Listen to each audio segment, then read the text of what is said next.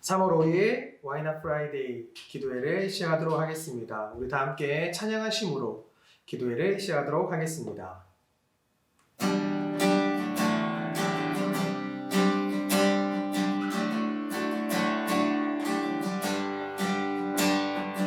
빈들의 마른 풀같이 시들은 나의 영혼, 주님의 약속한 성령 간절히 기다리네. 가물음에 마른 땅에 단비를 내리시듯 성령의 단비를 부어 새 생명 주옵소서. 반가운 빗소리 들려 산천이 춤을 추네. 봄비로 내리는 성령 내게도 주옵소서. 가물음에 마른 땅에 단비를 내리시듯 성령의 단비를 부어 새 생명 주옵소서. 절 따라 우로를 내려 초목이 무성하니 갈급한 내 심령 위에 성령을 부으소서. 가물음에 마른 땅에 단비를 내리시듯 성령의 단비를 부어 새 생명 주옵소서. 참되신 사랑의 언약 어길 수 있사오랴. 오늘의 흡족한 은혜 주실 줄 믿습니다. 가물음에 마른 땅에 단비를 내리시듯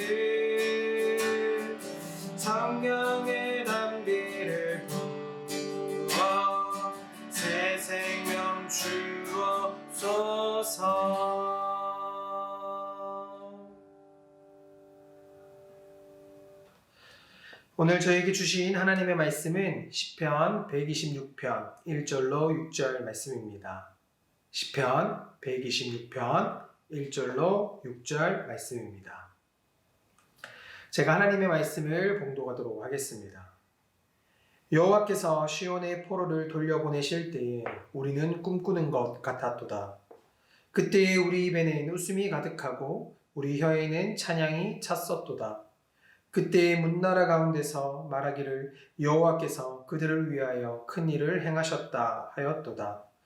여호와께서 우리를 위하여 큰 일을 행하셨으니 우리는 기쁘도다. 여호와여 우리의 포로를 남방 시내들 같이 돌려 보내소서. 눈물을 흘리며 씨를 뿌리는 자는 기쁨으로 거두리로다.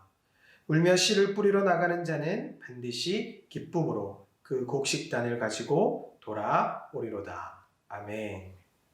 오늘 우리는 사막에 피어나는 꽃이라는 제목으로 하나님의 말씀을 함께 나누고자 합니다. 여러분들은 사막이라는 말을 들으면 무엇이 떠오르십니까? 사막을 가보신 분들에게 물어보면 사막은 절대 사람이 살 수 없는 곳이라고 말을 합니다. 사람의 힘으로는 아무것도 할 수 없는 곳, 우리가 정말 살아가기엔 어려운 곳, 그곳이 바로 사막입니다. 단순히 우리가 사막이란 말을 듣고 떠올리는 이미지를 보면 메마름, 해골, 죽음, 목마름, 부정적인 부분들이, 이미지들이 매우 많습니다. 그렇습니다. 사막은 바로 그런 곳입니다. 이스라엘의 역사에서도 참 이 사막에 대한 이 어려움을 나타내는 곳들이 많이 있습니다. 성경을 읽다 보면 이방 국가들의 침략을 볼 수 있습니다. 하지만 그 침략을 보면 남쪽과 북쪽으로만 많이 이루어지는 것을 볼 수 있습니다. 도대체 왜 그럴까? 동쪽이 바로 사막이기 때문이죠. 동쪽으로 오면 너무나도 방어하기가 힘든 상황에도 불구하고 공격하는 이방 국가들이 북쪽으로, 남쪽으로 많이 쳐들어오게 됩니다. 이처럼 사막은 어떤 경우에도 사람들의 발길이 많이 가지 않는 곳입니다. 이러한 사막은 지구의 약 5분의 1의 면적을 차지한다고 합니다. 아니, 요즘은 환경오염으로 인하여서 5분의 1이 아니라 매년 서울의 100배의 면적이 사막화되고 있어 약 3분의 1이 사막화되었다고 이야기하고 있습니다. 사막의 기준은 다른 것이 없습니다. 강수량이 250mm 이하이면 그곳을 사막이라 칭하곤 합니다. 이러한 사막은 원래부터 존재했던 곳도 있지만 사람들의 관심과 환경의 오염, 많은 관리를 받지 못하여서 사막화된 곳도 많이 있습니다. 하지만 지구의 사막뿐만이 아니라 우리의 신앙 가운데에도 사막화 현상과 같이 무기력함, 건조함, 메마름 등의 모습을 발견하게 되곤 합니다. 분명 하나님을 믿고 의지하고 따르겠나이다 고백하며 각자의 자리에서 최선을 다하며 살아갑니다. 하지만 나 자신을 돌아볼 때, 특히 요즘과 같은 이때에 나 자신의 삶을 돌아보면 그렇지 않은 모습, 조금씩 사막화되어 가는 모습, 조금씩 메말라가고 건조해지는 모습들을 우리는 보게 됩니다. 내 마음의 감동이, 열정이 주님만 바라보겠노라 하는 고백이 서서히 사라져가고 있는 것입니다. 모두가 그런 것은 아닙니다. 이러한 상황에서도 더욱더 믿음을 지키고 더욱더 하나님을 바라보고 하나님께 의지하는 사람도 있습니다. 하지만 그러한 성도들도 언젠가 올지 모르는 그 사막화에 있어서 우리는 준비할 필요가 있다는 것입니다. 오늘 본문을 통하여서 사막화가 되었던 나의 신앙의 모습이 있다면, 혹 앞으로 그런 상황이 오게 된다면 어떻게 대처해야 할지, 어떻게 나아가야 될지에 대해서 우리가 서로 고민하며 나아가길 축복합니다. 본문은 포로 귀환을 기뻐하며 적은 시편입니다. 이스라엘 백성이 70여 년간의 포로 생활을 마치고 포로 귀환을 하게 되는 것입니다. 바로 자신들의 고향으로 돌아갈 수 있게 되는 것이죠. 하나님의 은혜로 가능했으며 너무나도 큰 축복이었습니다. 하지만 단순히 이걸 큰 축복이라고 말하기에는 좀 더 자세히 들여다보면 정말 말도 안 되는 일임을 우리는 발견할 수 있습니다. 예루살렘이 멸망하고 이스라엘 민족이 바벨론 각 지역으로 흩어져 살게 되었습니다. 예루살렘 땅에는 다른 이방 족속들이 들어와서 그 땅을 무지막지하게 황폐화시키고 그 땅에서 너무나도 많은 추악한 짓을 벌이게 되는 것입니다. 이때에 예루살렘 재건, 그것을 예상했던 사람이 과연 있었을까요? 영원히 계속될 것만 같았던 바벨론, 이스라엘 예루살렘을 속국으로 취했던 그 바벨론이 멸망하게 됩니다. 그렇게 빨리 멸망하게 될 것을 예상했던 사람이 있을까요? 또한 다른 이방 국가, 너무나도 강한 그 이방 국가가 바벨론의 포로였던 이스라엘 백성들을 다시 한데로 뭉치고 그들을 귀환할 것이라 예상했던 사람이 있었을까요? 우리가 생각하는 것보다 훨씬 더 기가 막히고 말도 안 되는 일이 벌어진 것입니다. 물론 예언한 사람이 있었습니다. 그 사람은 바로 우리가 잘 알고 있는 예레미야입니다. 예레미야가 그 시대 때 이 말을 했을 때 너무나도 많은 이야기를 듣게 됩니다. 말이 되지 않는다? 믿지 아니하고 너무나도 많은 핍박을 당하게 되죠. 이렇게 놀라운 일이 이스라엘 백성에게 일어난 것입니다. 저자는 너무나도 기쁨을 감출 수 없었습니다. 우리 신앙도 마찬가지입니다. 누군가는 모태신앙으로, 또 누군가는 누군가의 전도로 하나님을 알게 됩니다. 모태신앙은 처음에는 알지 못하지만 인격적으로 하나님을 만나게 되는 그 순간, 그 기쁨, 그 놀라운 은혜는 평생 잊지 못할 것입니다. 하지만 하나하나 따지며 생각해보면 이 기적과 같은 일들이 지금 단순히 우리가 하나님을 어떻게 만나느냐 이야기를 할 때에는 조금은 밋밋하게 하나님의 은혜였어 라고만 말하고 있지는 않습니까? 우리가 정말 주님을 모르고 주님을 제대로 알지 못했던 그 상황에서 하나님의 나라, 하나님의 그 은혜, 하나님의 그 사랑을 알았을 때의 그 놀라운 기쁨은 얼마나 큰 기적과 같은 일인지 우리는 절대 잊어서는 안 됩니다. 우리가 하나님을 인격적으로 처음 믿고 따르게 된 것이 얼마나 놀라운 은혜인지 우리는 기억해야 된다는 것입니다. 그 기쁨의 시간이 지나면서 당연시되고 그 감동이 나의 삶에서 서서히 사라지고 있다고 느껴질 때에 우리의 신앙은 사막화가 되어가고 있는 것입니다. 참 하나님을 믿었던 그 기쁨과 감동을 기억해 본 지가 얼마나 되었는지, 우리가 그 감격을 통하여서 오늘 하루를 살아가고 있는 적이 언제였는지 한번 고민해 볼 필요가 있는 것입니다. 본문도 마찬가지입니다. 그 놀라운 은혜가 눈앞에 벌어지고 있음에도, 하나님의 그 언약과 하나님의 그 놀라운 사랑이 눈앞에서 펼쳐지고 있음에도 많은 사람들이 4절과 같은 반응을 보이게 되는 것입니다. 1절에서 3절까지 읽고 4절을 읽다 보면 내용이 이해가 어려울 때가 있습니다. 갑자기 무슨 말이지? 4절의 내용을 조금만 해석을 해보면 포로 귀환을 했음에도 예루살렘으로 이스라엘 땅으로 돌아가려고 하지 않는 백성들을 말하는 것입니다. 남방 시내들은 쉽게 말해서 비가 내리고 나면 하류에서 그 비가 모이는 웅덩이, 그 가운데 갖추어진 형태의 땅을 말합니다. 평소에는 물길이 보이지 않고 물웅덩이가 흩어져 있는 것 같지만 우기로 인해 모든 물이 남방 시내로 흐르게 되는 것처럼 하나님의 은혜로, 하나님의 그 놀라신 역사하심으로 이스라엘 땅으로 돌아가려고 하지 않는 그 백성들이 하나로 모이게 하여 주시옵소서. 하나님의 그 언약, 70여 년 전에 예루살렘에서 바벨론 포로로 끌려갈 때 하셨던 그 약속의 성취를 그들이 기억하게 하여 주시옵소서. 하나님의 명령에 반응하게 하여 주시옵소서에 대한 이야기입니다. 왜 이런 말을 하게 된 것일까요? 포로 귀환이라고 하면 너무나도 기쁜 일인데 우리가 말했던 것처럼 정말 말도 안 되는 일이 현실이 되었는데 왜 이런 말을 저자는 하고 있을까요? 그들은 그 땅에서 70년의 생활 동안에 그곳이 익숙해진 것입니다. 살만해진 것입니다. 거기다가 지금 관리가 되지 않고 이방 국가들로 인해서 황폐화된 그 이스라엘, 예루살렘으로 돌아가 다시 한 번 더 재건해야 되는 것, 세워야 되는 것, 지금의 이 편안한 생활을 접어두고 가기가 너무 두려운 것입니다. 처음부터 하기가 싫은 겁니다. 그들은 돌아가고 싶어 하지 않았습니다. 물론 70년 동안 세대가 바뀌었을 수도 있죠. 하나님의 그 약속을 기억을 못한다고 할 수도 있죠. 하지만 이때의 이 이스라엘 백성에게 하나님의 말씀의 전함은, 하나님의 말씀의 교육은 필수적이었기 때문에 그들이 모를 수는 없습니다. 그저 그들은 하나님의 말씀보다 지금 내 현실이 중요했던 겁니다.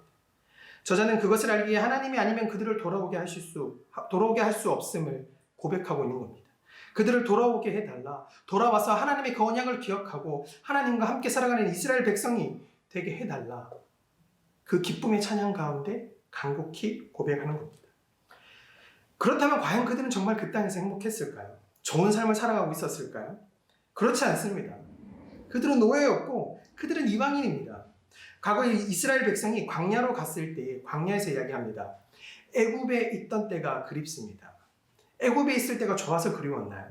그렇지 않죠. 현실의 광야가 너무나도 힘들었기 때문에, 현실의 광야가 너무나도 살기가 어려웠기 때문에 옛날 노예 생활이 차라리 낫지 않느냐. 이것은 하나님의 언약과 약속을 모두 잊고 현실에만 집중했을 때 드는 생각입니다. 물론 지금은 반대적인 상황이죠. 현재가 너무나도 편하기 때문에 미래가 두려운 겁니다. 하지만 하나님의 그 약속과 언약을 기억한다면 그래서는 안 되는 겁니다.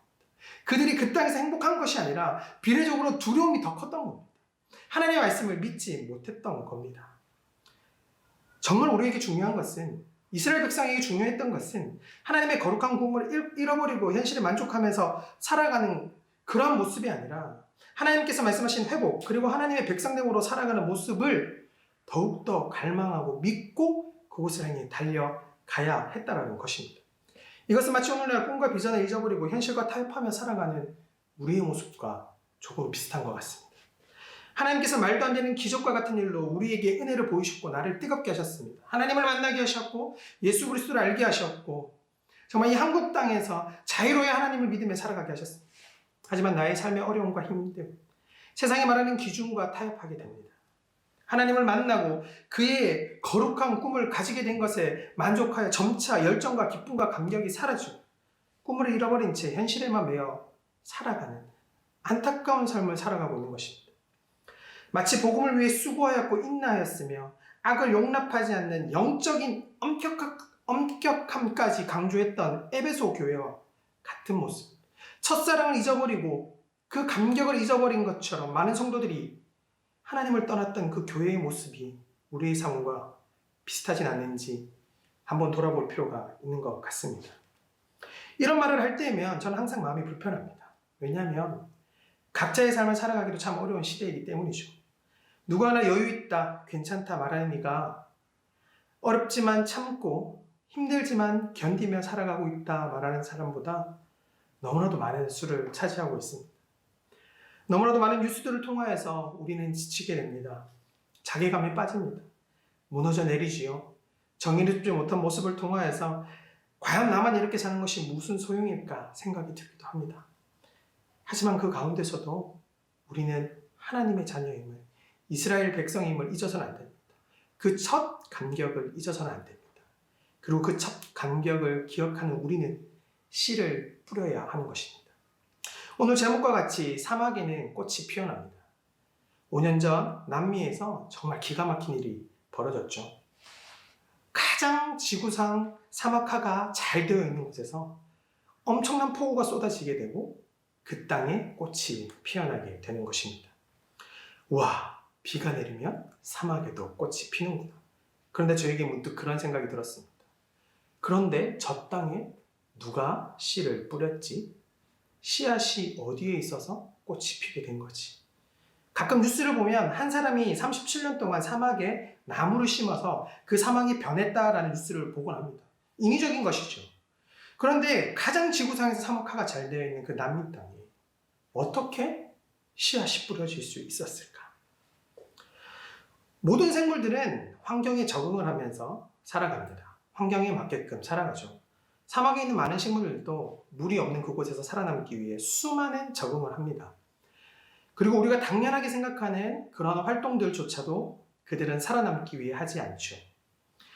많은 뉴스를 통하여서 제가 찾아본 결과는 그 남미 땅에 수십 년 전에 식물이 있었다는 거죠. 수백 년 전에 식물이 있었다는 겁니다. 그 식물은 그 땅에 살아남기 위해 발버둥 쳤겠죠. 하지만 사막화가 되는 그 땅 가운데 결국은 모두 메말라 죽게 됩니다.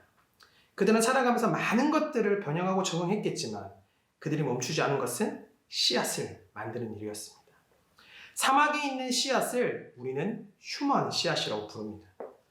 언제 필지 모르지만 수년간, 수십 년간 그 땅에 휴먼 씨앗의 상태로 남아있는 것이죠. 그리고 식물들은 꽃을 피우고 또다시 그 휴먼 씨앗을 만들어 그 땅에 뿌린다는 것입니다. 타이밍 좋게 어디서 날라온 것이 아닙니다. 누가 뿌린 것도 아닙니다. 그것이 잘 들어맞아 그 사막에 꽃이 핀 것이 아닙니다. 그 땅에는 씨앗이 이미 있었던 것입니다. 우리의 복음의 씨앗도 우리 안에 있습니다. 우리가 발견하지 못할 뿐, 우리가 볼 때 우리가 너무나도 메말라가는 것 같고 우리 마음 가운데 하나님의 그 역사심이 잊혀져 가는 것 같지만 거기엔 이미 너무나도 많은 씨앗이 심겨져 있는 것입니다. 그리고 그 씨앗에 물이 떨어지게 되면 꽃이 피어나게 됩니다. 이 모든 것이 예수님께서 우리에게 가능하게 하신 그 축복과 사랑인 것입니다. 우리는 이 씨앗에 계속 물을 줘야 합니다. 씨를 더욱 뿌리고 만들어내야 합니다. 사막이라서 어쩔 수 없어서 이 땅 가운데 어떻게 살아갈 줄 몰라서 그저 그렇게 살아가는 것이 아니라 과거에 주셨던 그 영광과 그 기쁨과 그 감격과 그 은혜를 생각하며 계속 씨를 뿌려야 한다는 것입니다. 오늘 본문에서도 그것을 말합니다.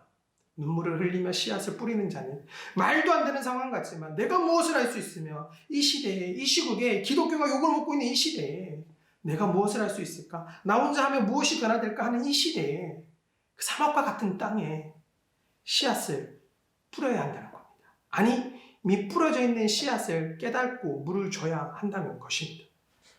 이 씨를 뿌리는 것이 무엇인지 우리는 헷갈릴 때가 많습니다. 난세의 영웅이 난다고 하죠.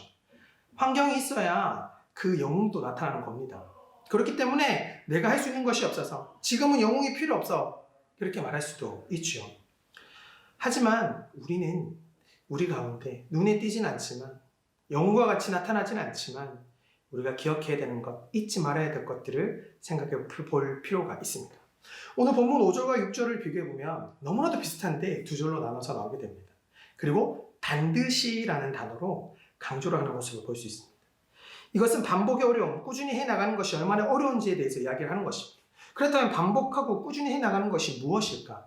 가장 기본적인 것을 이야기합니다. 우리 삶 가운데 꾸준히 지켜나가고 있는 것이 무엇이 있습니까? 어쩌면 지금은 사순절이라서 우리가 각자 개인 실천하고자 하는 것들, 다짐하고자 하는 것들, 말씀, 기도 시간 등을 정해놓고 할 수도 있죠. 하지만 그것들이 어느 특별한 순간에만 이루어져야 되는 것은 절대 아닙니다. 여러분들 처음 하나님과 만났을 때, 아니 대학을 가기 전에, 아니 직장을 가지기 전에 하나님과 보냈던 시간을 지금 동일하게 보내고 계십니까? 더 가지고 계신 분이 있다면 너무나도 칭찬을 드립니다. 너무나도 귀한 일을 하고 계시는 겁니다. 너무나도 대단하십니다. 하지만 나의 상황이 바뀌고 나의 여건이 바뀌고 나의 직장과 나의 환경이 바뀜에 따라 내가 가장 먼저 놓게 되는 것은 하나님과 관계에 있어서 약속했던 것들이 아닌지 고민해 볼 필요가 있습니다. 가장 먼저 내 삶 가운데 포기하고 내려놓는 것이 무엇인지 우리는 한번 고민해 보아야 한다는 것입니다. 어느 날 한 청년이 저를 찾아와서 이야기를 한 적이 있습니다. 그 청년이 너무도 힘들었고 너무도 어려운 상황 가운데 있었는데 좀 일이 잘 풀려서 직장도 가지게 되고 또 여러 조건으로서 좋은 환경에 올라가게 된 것이죠. 저에게 찾아와서 했던 말은 목사님, 제가 말씀을 더 읽어보려고요. 저는 그 첫 마디에 너무 놀랐습니다. 너무나도 감사하다. 물론 좋은 말들이 많이 있었죠. 그런데 그 다짐이 가장 먼저 나왔어요. 목사님, 내가 바쁜 가운데, 내가 그 갈급한 가운데 하나님께서 나와 함께 해주셨던 그 시간을 가장 우선시하고 싶습니다. 그 말을 듣는데 제 모습이 회개가 많이 되더라고요. 나도 힘든 가운데, 어려운 가운데 내가 어쩔 수 없이 이 세상의 기준에 맞춰 살아가다 보면 무엇인가 포기하고 무엇인가 줄여야 할 시간이 오는데 나는 그때 무엇을 가장 먼저 줄였을까? 어떤 씨앗을 가장 적게 뿌렸을까? 오늘 본문에 우리에게 말합니다. 우리는 꾸준히 행해야 합니다. 꾸준히 씨앗을 뿌려야 합니다. 지금 당장 결과가 보이지 않고 답답하고 지금 이 순간 포기해도 될 것 같지만 가장 중요한 것이 무엇인지 말하고 있는 것입니다. 그리고 꾸준히 눈물로 울며 씨앗을 뿌리는 자는 반드시 그 곡식단을 가지고 돌아오리라 말씀해주고 있는 것입니다. 성실과 인내의 신앙만이 믿음의 열매를 거두게 하는 것입니다. 눈물로 씨를 뿌리는 자는 그것을 반복하고 이겨내며 울며 씨를 뿌리는 자는 반드시 주님께서 우리에게 보여주신 그 언약의 성취를 맛보게 하시는 것입니다. 그리하면 사막에 피어나는 꽃과 같이 나의 상황과 여건을 아시는 주님께서 당신의 방법으로 가장 적절할 때에 가장 아름답고 가장 놀라운 모습으로 꽃을 피우시는 것입니다. 이제 말씀을 마무리하고자 합니다. 우리는 너무나도 큰 기쁨을 누리고 있습니다. 아니, 맛보았습니다. 하지만 지금 나의 모습은 남방의 시내로 내려가기 싫어하는 남아있는 포로들의 모습은 아닌지 한번 고민해 볼 필요가 있는 것 같습니다. 우리는 그러한 모습으로 하나님의 그 꿈과 비전과 그 은혜와 그 언약을 잊고 살아가서는 안 됩니다. 그것을 기억하고 끊임없이 씨앗을 뿌리는 자가 되어야 합니다. 우리의 자리에 머물러 있길 원하진 않습니까? 사막화되어가는 내 주위, 아니 나의 삶 가운데 그저 그렇게 지내고 있지는 않습니까? 더 이상 꽃을 피울 수 없다 말하고 있지는 않습니까? 이 시간 주님께서 비를 내려주십니다. 아니 이미 하늘 문을 열고 계십니다. 우리가 그 씨앗이 있음을 믿고 발견할 때 꽃이 피어나게 되는 것입니다. 이 사순절 기간 주님께 더욱 집중하며 나아가길 원합니다. 더욱 집중함으로 멈춰서려고 하는 나를 사막화되는 것이 같은 내 마음을 다시금 흐르게 하고 꽃을 피우길 원합니다. 우리는 아무것도 없는, 어쩔 수 없는 그런 존재가 아닙니다. 주님께서 흐르게 하시고 주님께서 꽃 피우게 하시는 그리스도인임을 기억해야 합니다. 휴먼 씨앗을 품고 사막에 꽃이 피어나는 것이 기적 같지만 알고 보면 기적이 아닙니다. 씨앗이 있기에 당연하게 피어나는 겁니다. 비가 내리면 당연한 일이 되는 것이죠. 이와 같이 조금은 답답하고 어렵고 무엇을 해야 할지 모르는 이때에 내 신앙이 더욱 뜨거워지고 하나님과 더욱 단단해질 수 있는 것은 우리가 주님과 함께 할 때에 불가능한 것이 아니라 당연한 것, 당연히 일어나는 일이 되는 것입니다. 우리의 삶 가운데 이러한 꽃피움이 만발했으면 좋겠습니다. 그리하여 많은 이들이 이것을 보고 그들도 꽃피울 수 있는 선한 영향을 끼치는 우리들이 되길 간절히 소망합니다. 우리 다 함께 기도하기를 원합니다. 우리가 이 시간 먼저 기도할 것은 주님, 지금 나를 지치게 하는 것이 무엇입니까? 나의 삶과 신앙 가운데 사막화를 일으키고 있는 것이 무엇입니까?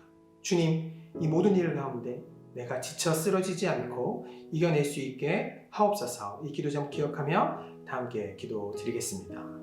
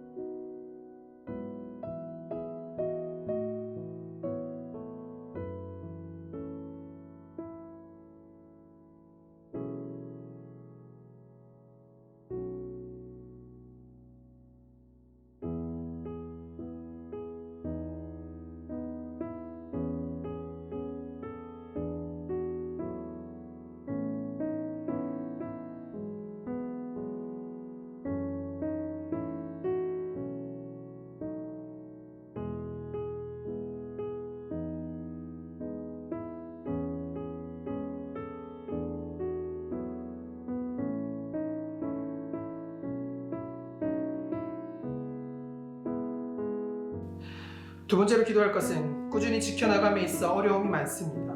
이 시간 다시 한번 고백합니다. 주님과 했던 약속들, 이전에 지켜왔던 것을 다시금 결단하게 하시고 그것을 이겨나아가는 힘을 허락하여 주옵소서.